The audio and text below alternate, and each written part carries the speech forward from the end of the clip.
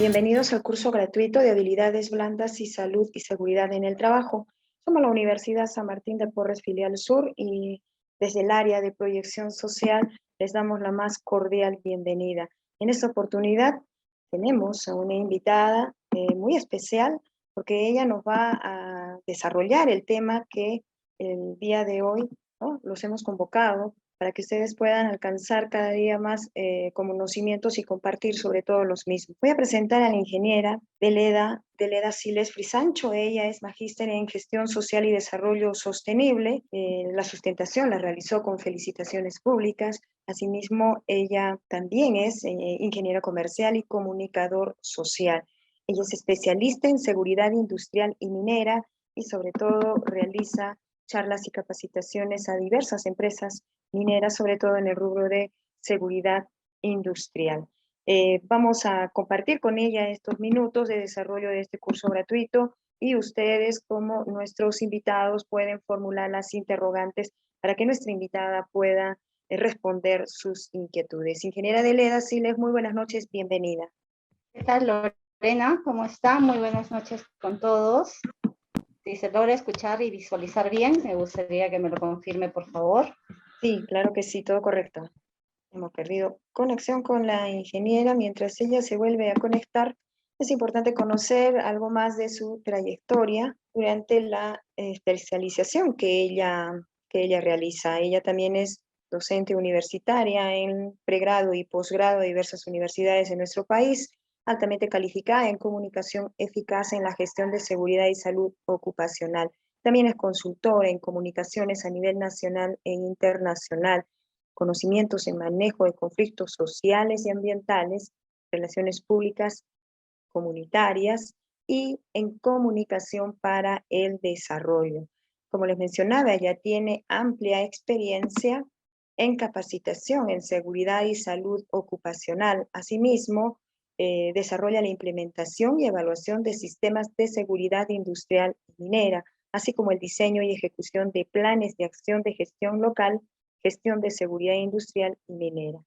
Asimismo, otras áreas que ella ha venido desarrollando son las áreas de sociales y de seguridad y salud ocupacional. Responsable, proactiva, con habilidad de liderazgo. Ya tenemos nuevamente a la ingeniera con nosotros. Son cosas que suceden cuando estamos conectados a la red. Ingeniera, ahora sí, con todo gusto. Muchas gracias, Lorena. Muy buenas noches con todos los participantes. Bienvenidos a este webinar. Y bueno, creo que ya con la presentación que me ha dado Lorena es más que suficiente. Y el día de hoy vamos a hablar de un tema bastante interesante que viene a ser las habilidades blandas en seguridad y salud en el trabajo. En estos 15 años que vengo trabajando en lo que es el sector minero, he llegado a comprender que no basta simplemente con desarrollar algún tipo de actividades y hacerlas desde el conocimiento, sino que eso tiene que estar engarzado a una serie de habilidades que nos permiten crecer en el trabajo. Yo quisiera iniciar de una manera mucho más dinámica, proactiva con todos ustedes y que ustedes me digan qué están entendiendo por una habilidad socioemocional o una habilidad blanda, que es en realidad parte de lo que vamos a desarrollar en este curso de hoy. Maribel, ¿podría decirnos qué entiende por una habilidad blanda? No sé si puedo contar con la participación de ustedes. Flavia, Maribel, si me escriben, Lorena, si me Buenas noches, ayudan. ingeniera. ¿Cómo está? Muy bien, ingeniera. Dado de nuestra carrera, siendo una carrera en la que nosotros tenemos que llegar a concretar una confianza con los trabajadores y también con la parte gerencial para poder administrar bien los recursos que nos dan y lograr que nuestros índices se mantengan acorde a los estándares de las empresas, pues nuestras habilidades blandas de todas maneras se deben centrar en la comunicación, en la resolución de conflictos y en dirigir, creo, a los trabajadores de manera conjunta a que se enfoquen en la cultura de seguridad. Pero vuelvo a hacer la pregunta, más allá de lo que implica desarrollar las habilidades blandas, ¿qué es una habilidad blanda? ¿Son habilidades que las podemos estudiar, que las hemos aprendido en el colegio, en la universidad quizás? Gracias, Flavia, por la participación. Y en realidad, a ver, Pilar está levantando la mano. ¿Cómo está? Muy buenas noches, Pilar. Buenas noches, ¿cómo está? Adelante. Gracias. En cuanto a las habilidades blandas, compete todo aquello que tiene que ver con competencias sociales, de interrelación. Y a lo que usted preguntaba, si es que se aprenden, yo creo que la palabra específica sería se desarrollan a lo largo de la vida, desde el momento en que nosotros interactuamos socialmente.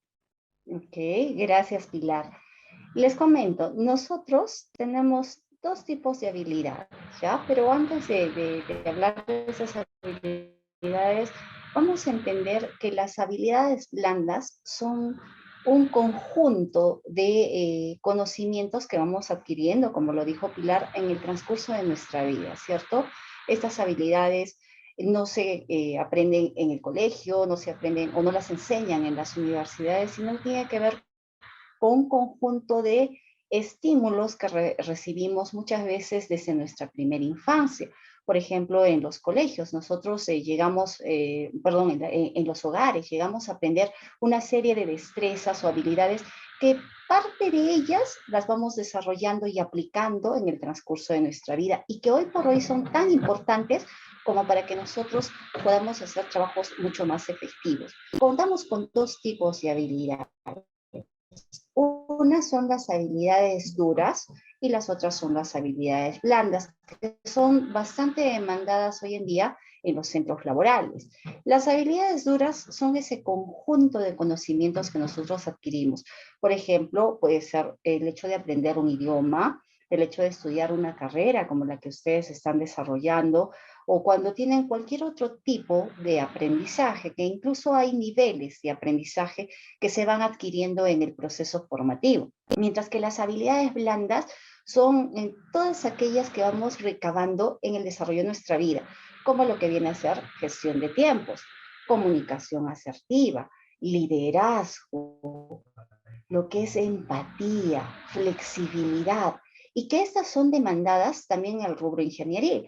Es más, nosotros por la deontología que tenemos como ingenieros y dentro del desarrollo profesional mismo, muchas veces tenemos sesgos en cuanto al desarrollo de este tipo de habilidades cuando interactuamos con los trabajadores. Es más, no me van a dejar recordar que muchas veces nosotros damos órdenes, en el campo damos órdenes, ¿verdad?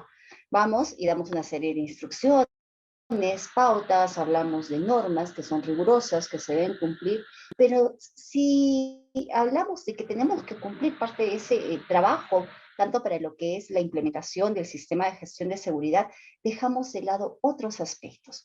El tema de planificar, el tema de gestionar nuestro tiempo adecuadamente. Y eso me conlleva a recordar, por ejemplo, que en el nivel de aprendizaje hay formas de aprender, les decía, hay niveles de aprendizaje. Estos niveles de aprendizaje son 4, básicamente. Uno es la incompetencia inconsciente. ¿En qué consiste la incompetencia inconsciente? Por ejemplo, un joven que vive de repente en un lugar bastante distante y que quizás inicia sus actividades en una minera. Y este trabajador, cuando inicia sus actividades, desconoce todo el marco normativo, que en realidad es bastante amplio, como para hacer su trabajo.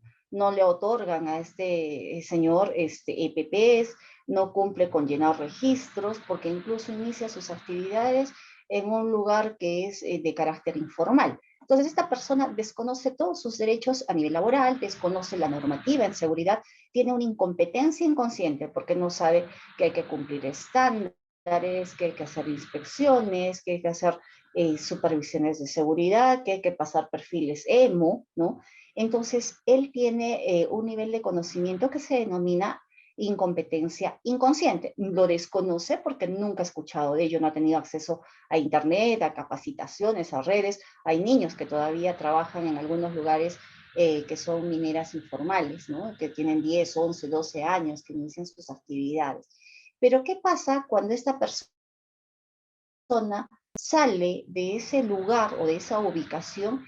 Él inicia un proceso diferente de aprendizaje, ve que en otros lugares exigen que uno cumpla determinados requisitos. como por ejemplo el hecho de que tenga que pasar sus exámenes médicos o los famosos perfiles EMO, que tiene que pasar una inducción general, tal como lo manda la ley, se entera que existe una ley, se entera que hay un cúmulo o una batería de documentos que tiene que desarrollar. Entonces, él empieza a aprender que hay una serie de documentos que se necesitan para cumplir con lo que manda la ley 29783, la ley de seguridad y salud en el trabajo. Entonces, tras ese aprendizaje, él está en el segundo nivel que se llama incompetencia consciente. Todavía no lo ha desplegado, todavía no lo ha conocido, pero él es consciente que existen normas, es consciente que se deben aplicar e incluso es consciente de que en las empresas que trabaje tiene ciertos beneficios laborales, ¿no? Pero este sujeto, más allá de aprender, empieza a trabajar en una empresa que ya es legal, que cumple con lo que manda la ley de seguridad, entonces empieza a desarrollar el llenado del IPCR continuo, empieza a enterarse que existen PETs, los procedimientos escritos de trabajo seguro, que existe, por ejemplo, las hojas de datos de seguridad de los productos químicos, empieza a aprender todo el trabajo que desarrollamos en campo, ¿no? Entonces él pasa a otro nivel, porque ya empieza a manejar, es más desde su uso y de su dominio, el hecho de utilizar esa información y hacerla incluso parte de su trabajo como corresponde. Él ya está en el tercer nivel, que vendría a ser lo que vendría a ser una competencia consciente.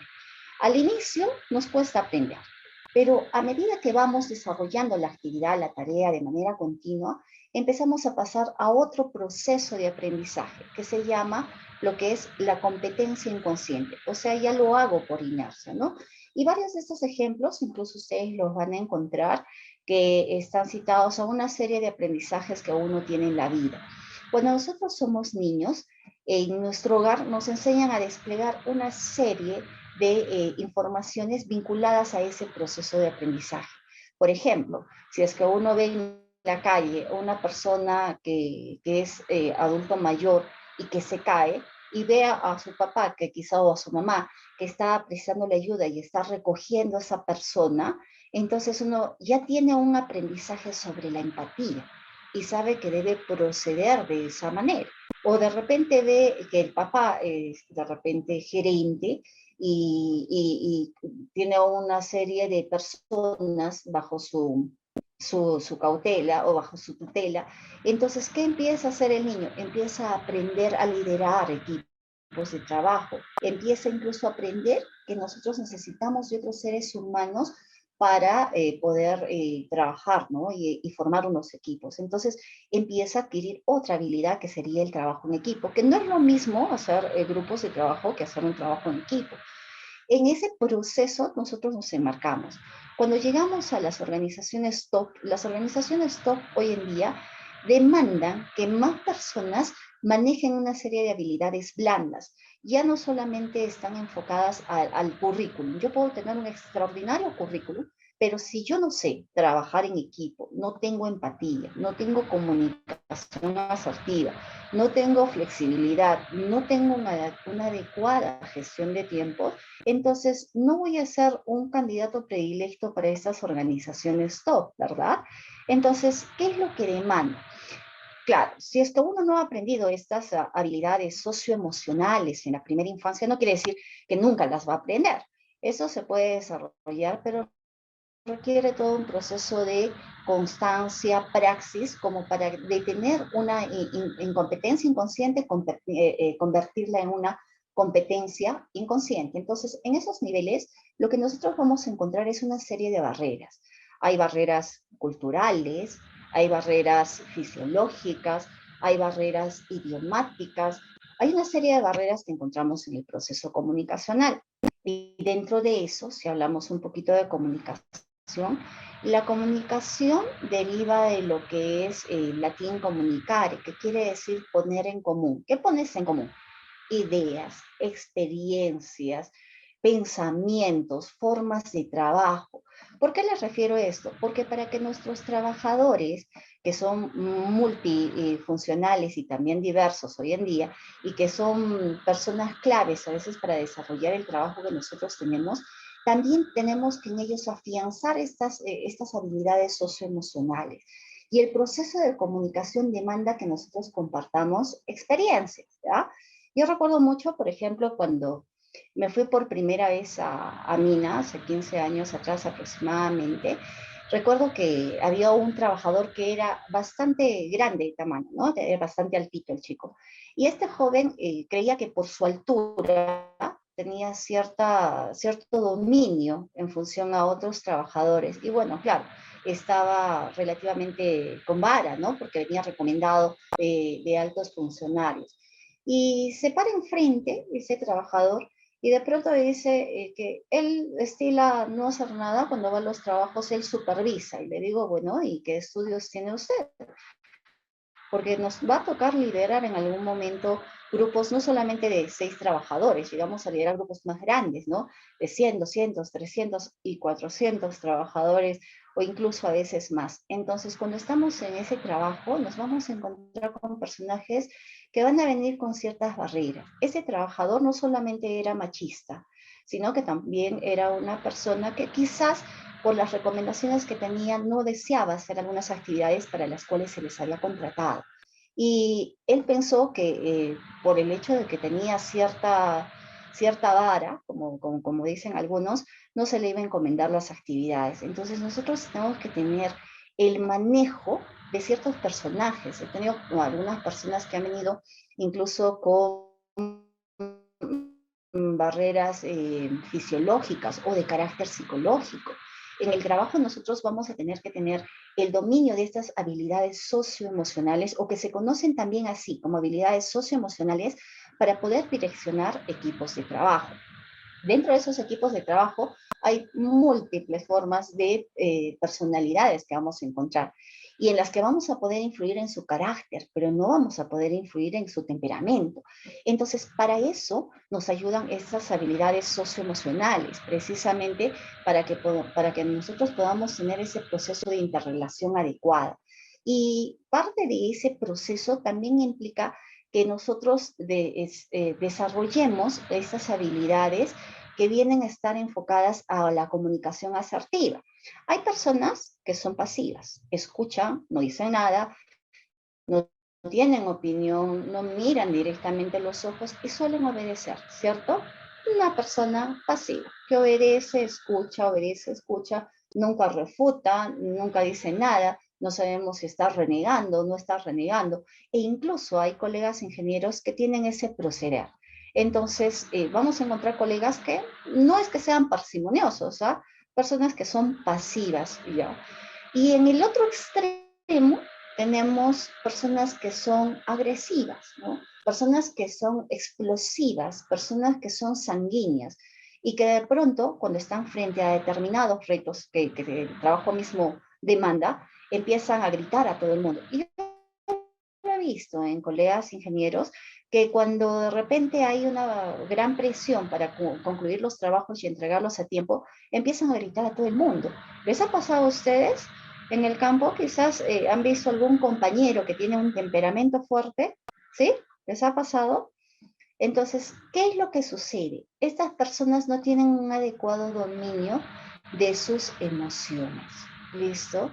Entonces, para manejar la comunicación asertiva, nosotros tenemos que confluir en no llegar a la extrema pasividad ni tampoco a la extrema agresividad.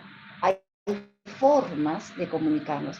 Y recuerdo mucho a un docente que, bueno, ya falleció, él era un médico ocupacional, el doctor Benavente, que él decía que el ser humano que no sabe manejar sus emociones, normalmente se pierde en el camino, ¿no? Se pierde en el mundo. Entonces, el hecho de que nosotros no nos controlemos, no solo es un manejo de nuestra ansiedad, del estrés, es manejo integral de todas las emociones, hace que nosotros de pronto reaccionemos de una manera impropia, digamos cosas que quizás no lleguen de manera adecuada a nuestros trabajadores.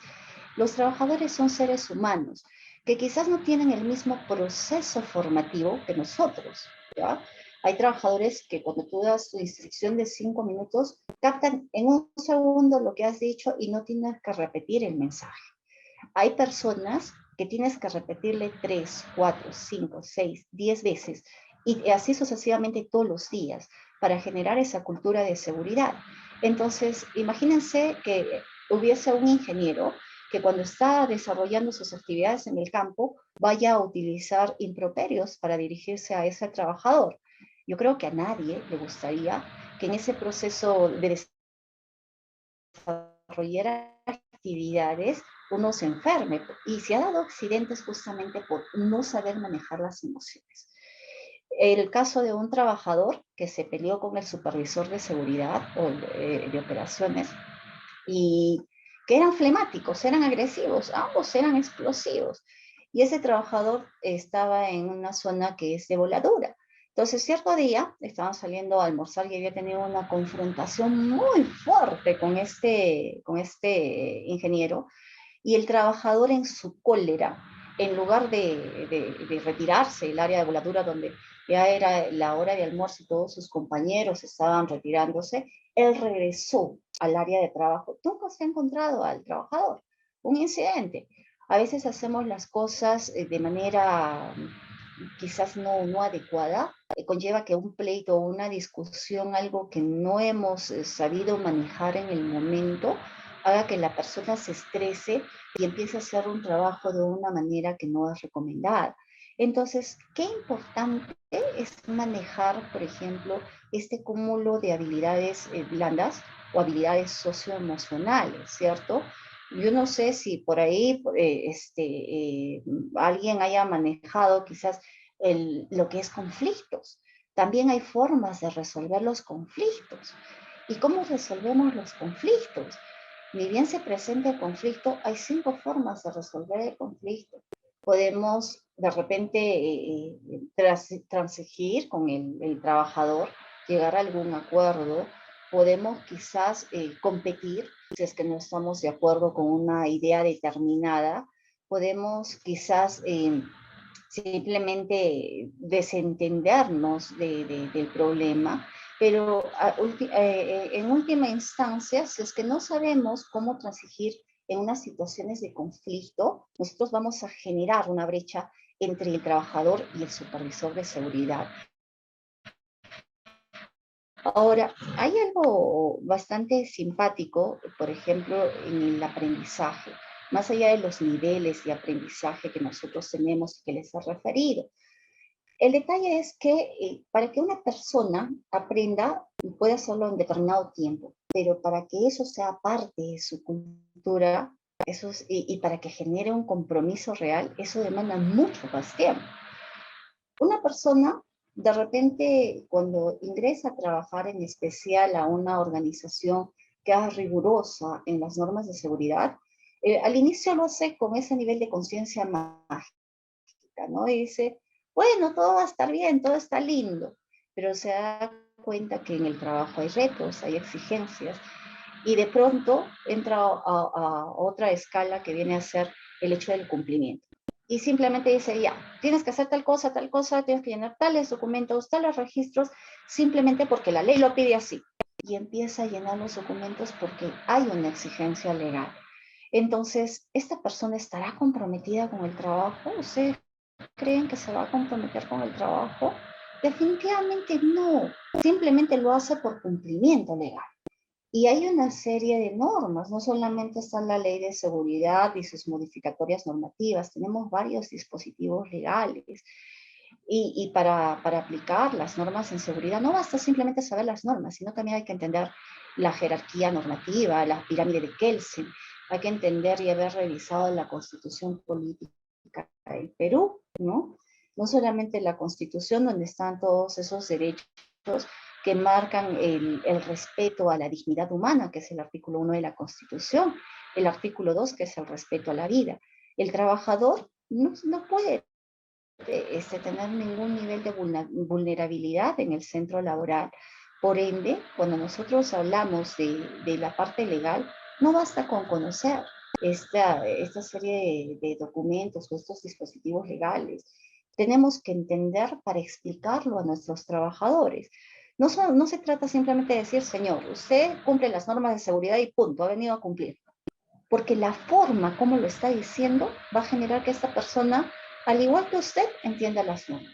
Pero qué distinto sería migrar a la otra etapa que viene a ser, yo entiendo las normas, genero esa cultura de seguridad y también las cumplo, ¿verdad? Porque después de la Constitución están los tratados internacionales con rango constitucional. Y debajo de esos tratados en la pirámide de Kelsen están las leyes. Hay las leyes orgánicas, las leyes ordinarias. Nuestra ley de seguridad, ¿qué tipo de ley es? ¿Es una ley orgánica o es una ley ordinaria? ¿Qué me dicen? ¿Qué tipo de ley es? Se quedan calladitos. A ver, Sebastián Serna, ¿cómo está? Buenas noches. Nuestra ley de seguridad, ¿qué tipo de ley es? ¿Es una ley orgánica? ¿Es una ley ordinaria? Ah, ¿no está Sebastián?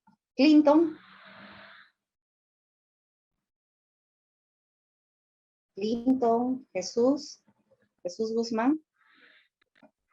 A ver, una señorita, Fiorella Ticona. Fiorella.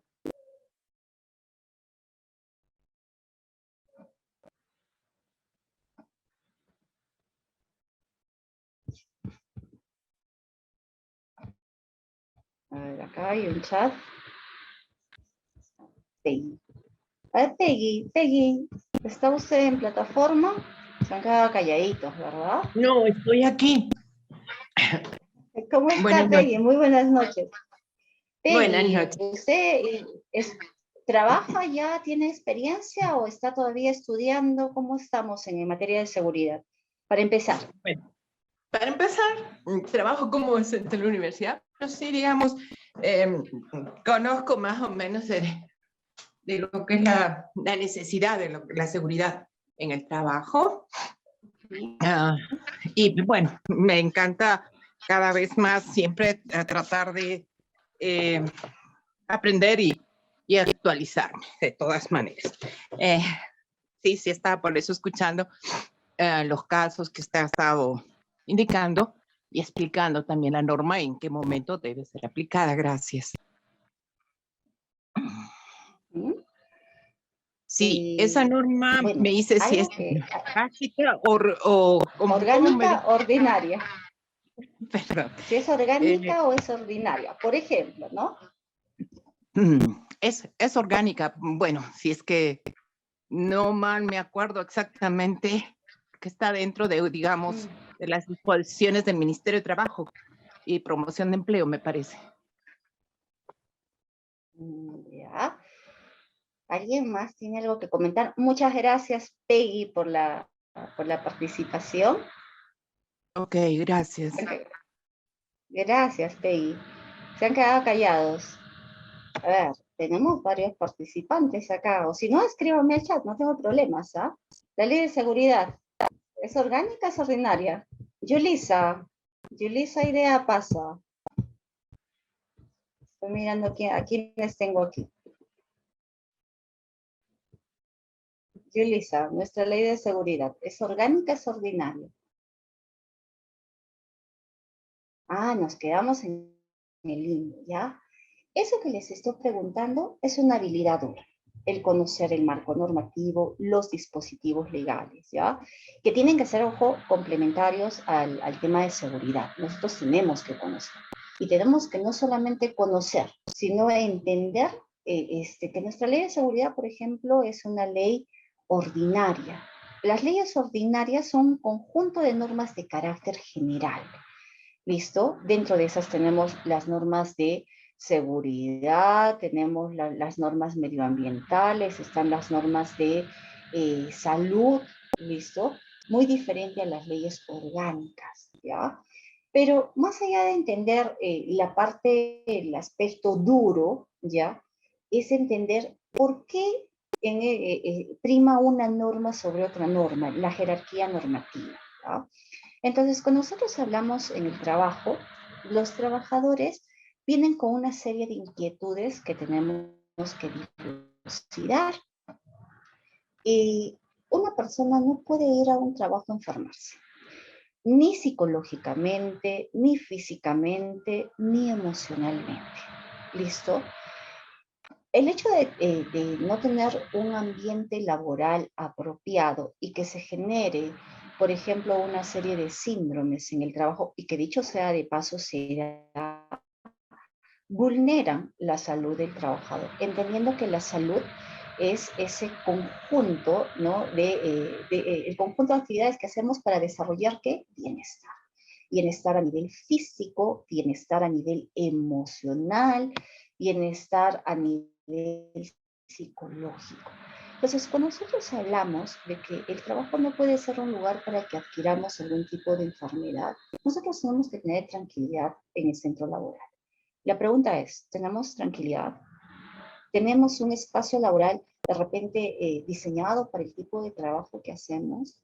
Yo les comento, en Mina, donde he trabajado tantos años, bueno, hay horarios laborales, ¿no? Y más desde que existe la ley. Antes de la ley, alguna vez me correspondió hacer un trabajo de 23 horas, porque no tenía una ley de respaldo, desconocía, neófita quizás en el trabajo, al inicio haciendo los pininos. Y en la hora 23 yo misma era un peligro. Yo me podía caer, me podía incidentar, ¿verdad? Pero a medida de que se han implementado estos dispositivos legales, que dicho sea de paso, trabajábamos antes con los decretos supremos, en especial en minería, y con el ingreso de la ley, gracias a lo que ha sucedido, ¿no? Con la Comunidad Andina de Naciones, el surgimiento a las políticas nacionales de seguridad, a la Política Nacional de Seguridad y Salud en el Trabajo, ¿esto qué posibilita? Ha abierto la posibilidad de que muchas organizaciones públicas, privadas, trabajadores independientes, se ciñan a ese cumplimiento normativo, pero tiene un trasfondo, si es que no se han dado cuenta. Este trasfondo es cautelar la seguridad y la salud de la persona que está trabajando, indistintamente el lugar donde trabaje, indistintamente si es secretario, si es el señor de vigilancia, si es es el electricista, si es barrendero, indistintamente del puesto laboral. Entonces, ese respaldo que tenemos nos posibilita que también podamos exigir, pero para exigir hay que aprender. Y el aprendizaje no se da de la noche a la mañana. El aprendizaje en realidad tiene mucho más por explotarse. El generar esa cultura de seguridad implica que hagamos un trabajo muy, yo diría, muy incisivo a nivel comunicacional. Es más, inclusive, hablando de los dispositivos legales, y si bien es cierto que arriba está la Constitución, luego tenemos los tratados internacionales, luego la ley, y la ley de seguridad es una ley ordinaria, ¿ya? Porque está referida a leyes de carácter general. Luego vienen los benditos decretos, ¿cierto? Y dentro de esos decretos existen decretos legislativos, como el 1499 que hemos gozado en este contexto de pandemia y que nos ha dado ciertas prórrogas, como para la constitución de los comités, como para que no hagamos la auditoría quizás en el periodo previsto, si no había una prórroga, entre otros aspectos. ¿Era importante este dispositivo legal? Sí, pero también nos tiene que cuidar la forma. Y la forma, cómo llegamos a nuestros trabajadores, ha tenido que ser una forma más dinámica, con un mejor rostro, para que podamos nosotros hacerle entender que tras este contexto de pandemia, ellos también son seres humanos y también estábamos preocupados por ellos. Hemos inclusive en muchas organizaciones incorporado aspectos para poder capacitar a nuestros trabajadores, contar con la capacitación y la participación de ellos. En muchos contextos, más allá de esta plataforma virtual que ha convertido quizás el espacio en un espacio un poquito más frío, nos ha posibilitado encontrarle ventajas. Entonces, creo que eso también se debe llevar al trabajo. ¿Listo? De otro lado, también quiero referir, miren, ya les he hablado de los niveles de aprendizaje que tenemos, ¿no? Desde el que no sabe hasta el que aprende y ya luego lo desarrolla de una manera sencilla, sin ningún tipo de barreras, ¿no? Les he hablado de las barreras comunicacionales, les he mencionado también el tema de lo que es el marco normativo, que es importante y hay que estar actualizándose, pero cuiden, más allá del conocimiento está la forma, ¿ya? También les he hablado de que desarrollamos ciertos síndromes. El mobbing, por ejemplo, que es el acoso psicológico laboral, es sancionado y esto sí es denunciable en la SUNAFIL. Tenemos el síndrome del burnout, que también es otro síndrome que se desarrolla en el puesto de trabajo. Tenemos lo que viene a ser cuando uno se despersonaliza en el trabajo, porque de repente tiene un compañero de trabajo que es agresivo, o tiene un jefe que es agresivo, impositivo, y que de pronto tiene una comunicación de corte vertical, ¿no? No hay horizontalidad, no hay un trabajo en equipo, entonces el clima laboral se va a ver menguado. Entonces, tenemos que cuidar una serie de aspectos. Ahora, si bien es cierto que el empleador es el que asume el liderazgo en las organizaciones a nivel del sistema de gestión de seguridad, este gerente general, alta gerencia o quien tengan liderando estos aspectos, tiene que ser una persona que también tenga desarrolladas las habilidades blandas. O sea, no solamente es que nosotros aprendamos a controlar nuestras emociones. Yo sé que en determinados contextos vamos a encontrar una serie de situaciones, como les dije, que puedan propiciar eventos o accidentes laborales. Hay personas que vienen con una serie de problemas de casa que no tienen la capacidad de separar problemas familiares con los problemas laborales. Y igual llegan a su casa con ese cúmulo de problemas del trabajo, ¿no? O se llevan trabajo a la casa. Estas personas también van a ser personas que se van a estresar, se van a angustiar, que no van a manejar sus emociones y en lugar de tener un trabajo efectivo, lo que van a hacer es simplemente bajar su rendimiento. De ahí que hay una alta rotación de personal. De ahí que nosotros tenemos que estar capacitando e invirtiendo más en capacitaciones. De ahí se dan también los accidentes laborales, ¿no? Entonces, recuerden algo, nosotros en seguridad nos guiamos no solamente por las estadísticas que son importantes, por nuestros dashboards que reflejan lo que vendría a ser el trabajo que tenemos en seguridad, sino la forma como nosotros lo vamos a hacer. Entonces, hacer comunicación efectiva o asertiva no solamente es controlar las emociones, sino tener el mensaje adecuado en el momento oportuno, ¿no? Pilar dice, ¿es justificado el despido por temas emocionales en caso que afecte el desempeño o cause algún accidente? A ver, separemos acá. Si afecta el desempeño, te puede generar una enfermedad ocupacional. Una cefalea, que ya está en el listado de enfermedades ocupacionales, te puede generar de repente estrés, ¿ya? Te puede generar enfermedades, si es por tema emocional, incluso conflictos con los compañeros de trabajo, disociación, que es, o despersonalización, ¿no?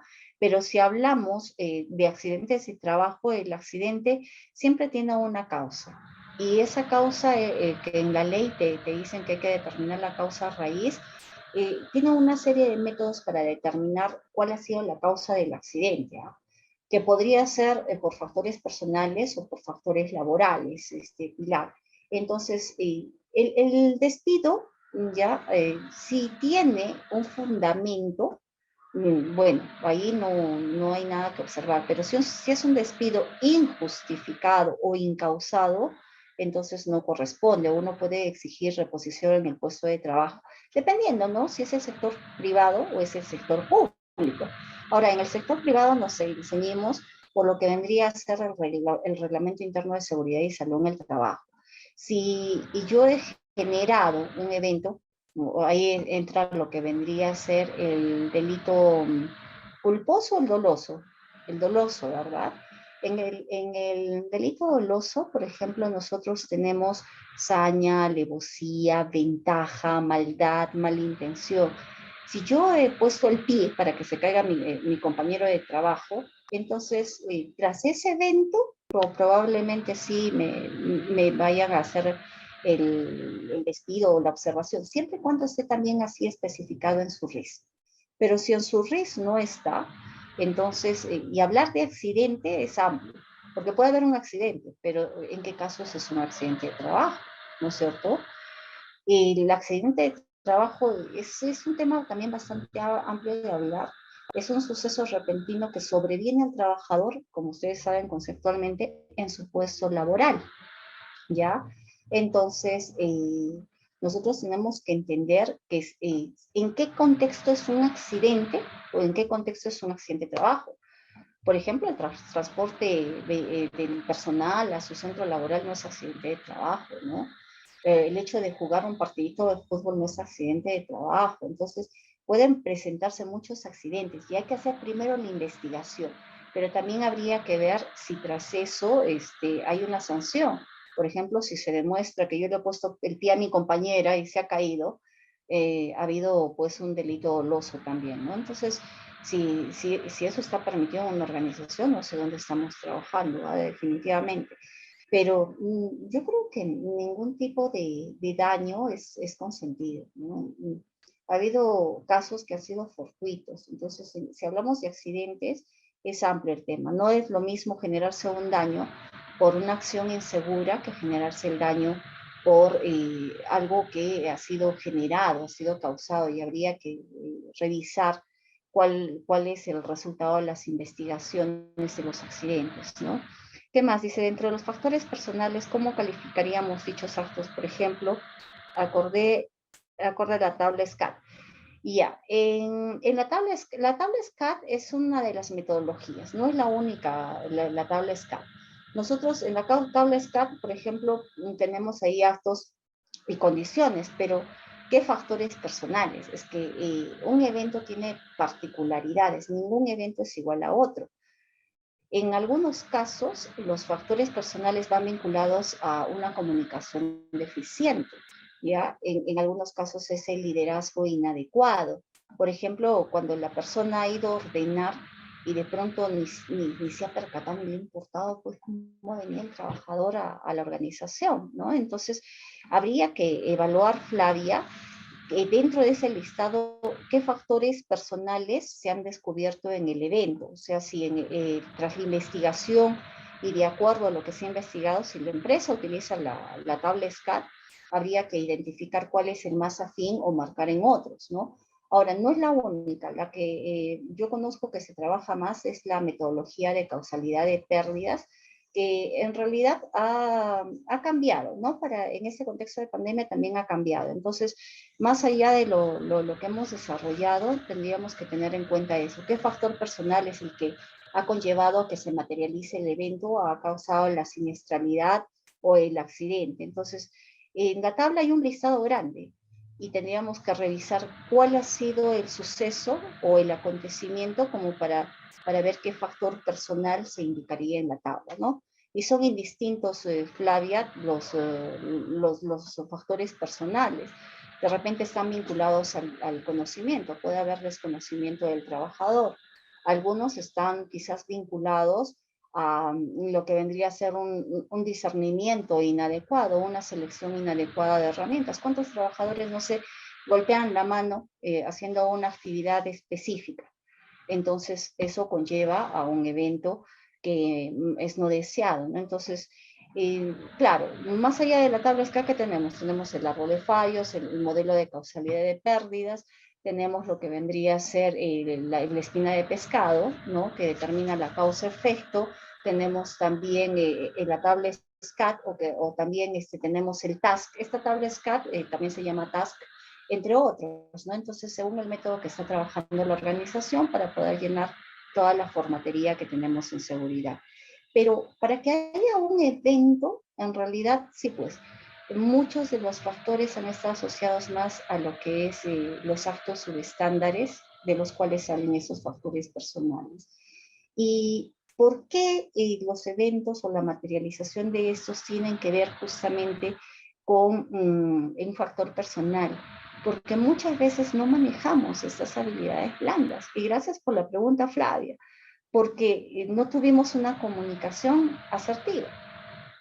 O quizás la forma como nos direccionamos a los trabajadores no ha sido la idónea o no ha sido entendida.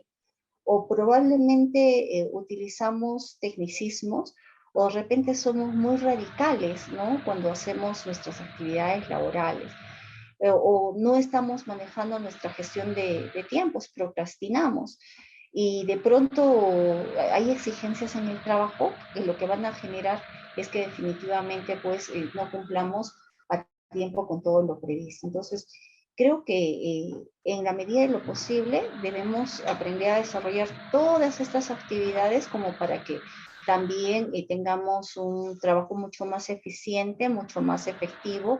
Claro, el tiempo es un poquito tirano a veces en este tipo de capacitaciones, pero cuiden bastante lo que les he referido, por favor. Un centro laboral, y ya con eso termino, no es un lugar para enfermarse. Es un lugar donde nosotros tenemos que tener las condiciones propicias para cumplir no solo con la ley de seguridad, es cumplir con la Constitución, es cumplir con los tratados. Si un trabajador fallece en el lugar de trabajo, y no solamente tiene sanciones administrativas, hay más de 200 resoluciones directorales que se han impuesto a nivel administrativo. Adicional, tienen sus sanciones punitivas. Creo que nosotros somos los que debemos propiciar el cambio en las organizaciones, debemos generar esa cultura preventiva, pero para generar la cultura preventiva depende mucho de la forma. Cuiden la forma, cuiden el cómo se comunican, cuiden el cómo gestionan sus tiempos, cuiden cuán empáticos son, cuiden la flexibilidad que tienen en el trabajo, cuiden la resolución de conflictos, y con eso creo que van a poder tener un trabajo mucho más eficiente, mucho más destacado, y van a reducir las tasas de accidentabilidad y de siniestrabilidad en las organizaciones. ¿Listo? Si tienen alguna pregunta, alguna inquietud, pregunta, algo más que pueda dilucidar.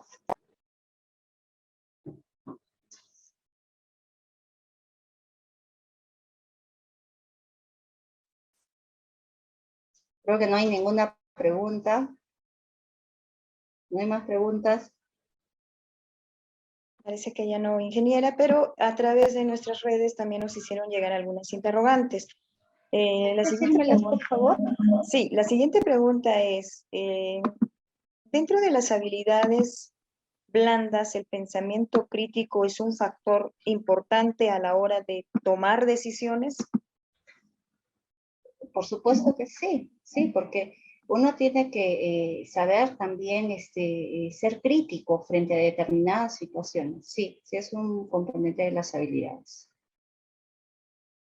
Muy bien, asimismo, mientras están terminando de enviar la siguiente pregunta, les recuerdo a cada uno de nuestros asistentes, hay un formulario que deben completar con los nombres y apellidos correctamente escritos, por favor, para hacerles llegar a través de sus correos institucionales y tener un contacto más cerca con sus correos electrónicos personales y tener un contacto más cercano con ustedes para la entrega de los certificados. Nuevamente estamos recordando el enlace correspondiente para que puedan ustedes completar sus datos, ¿no? Ingeniera, hay otra pregunta más que está relacionada justamente a las habilidades blandas. ¿Es posible impulsar un cambio, la capacidad para impulsar un cambio dentro de una organización? ¿De qué manera las habilidades blandas nos ayudan en ese sentido? Para posibilitar cambios. Sí.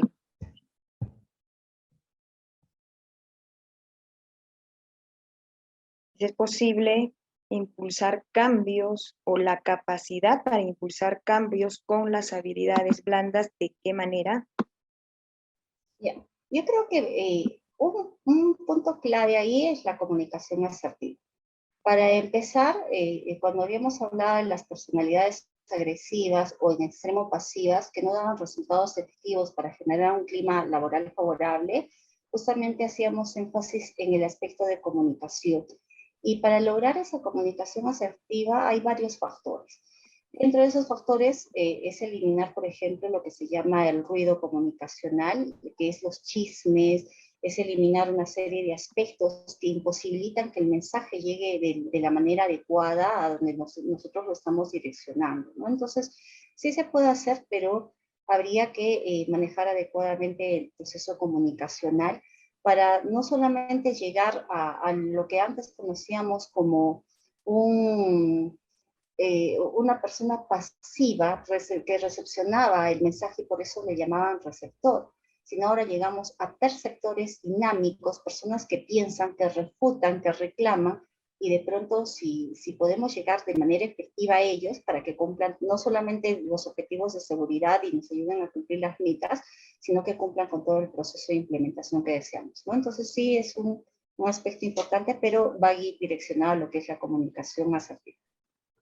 Muy bien, ingeniera, muchas gracias por su participación. Qué importante es, sobre todo, aprender a comunicarnos, saber comunicarnos de manera efectiva, siendo empáticos, construyendo, haciendo críticas constructivas, retroalimentando y, sobre todo, poder ser mucho más efectivos al momento de la comunicación. Ingeniera Deleda Siles, muchas gracias por su participación. Espero que no sea la única vez, espero que podamos tener más oportunidades para desarrollar otros temas que estén asociados a su especialidad, como es seguridad y salud en el trabajo. A nombre de la Universidad San Martín de Porres Filial Sur, del área de proyección social, nosotros estamos gratamente confiados de que no será la única vez y seguiremos coordinando para unas nuevas capacitaciones o cursos que se den durante este año. Ingeniera. Listo, muchísimas gracias Lorena, muchísimas gracias a todos los que han estado presentes en la plataforma. Recuerden solamente cuidar y también afianzar todas las habilidades blandas o las habilidades sociales, más allá de las habilidades duras, y no solamente es afianzarlas, sino ponerlas en práctica para que nosotros podamos tener un trabajo más efectivo a nivel de seguridad. No es fácil generar conciencia de seguridad o esa cultura preventiva. Eso requiere un trabajo que incluso se va a ver los resultados en un tiempo de 3 años, con un mensaje repetitivo, subliminal, con un trabajo personalizado, quizás pese a tener gran cantidad de personal. Entonces, recuerden que nosotros siempre vamos a buscar que se mejore al trabajador y hay que cuidar mucho la forma, cómo nos direccionamos a este trabajador, que es un ser humano, con falencias, con virtudes, con defectos, pero a quien nosotros tenemos que regresar mejorados a sus casas, con aprendizajes constructivos para que trasciendan también a sus familias y para que ellos mejoren el proceso. Muchísimas gracias Lorena, gracias a los participantes. Nos estaremos encontrando quizás en una próxima ocasión, estaré atenta a sus invitaciones.